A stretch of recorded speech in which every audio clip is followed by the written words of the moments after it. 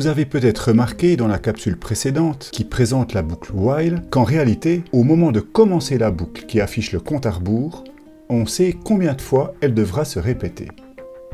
Il aurait donc été sans doute préférable d'utiliser, dans ce cas-là, une boucle for.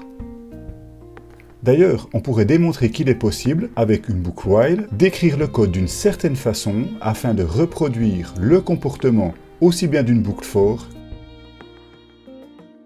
que d'une boucle do while. De même, avec une boucle do while, on pourrait, au prix de quelques instructions supplémentaires, reproduire le comportement d'une boucle while et d'une boucle for. Et vous l'avez compris, il serait également possible avec une boucle for de reproduire le comportement d'une boucle while ou d'une boucle do while. Dès lors, on peut se poser la question, mais à quoi servent tous ces types de boucles? Pourquoi par exemple ne pas toujours utiliser la boucle while? Cela nous éviterait d'avoir affaire par exemple à la syntaxe compliquée de la boucle for.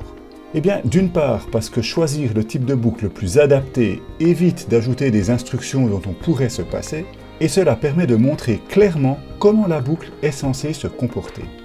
Il est donc important de faire l'effort de toujours choisir le bon type de boucle, selon que l'on sait à l'avance combien de fois elle se répétera, la boucle for, si elle doit s'exécuter au moins une fois, la boucle do while, ou encore si potentiellement elle peut ne pas s'exécuter du tout, la boucle while.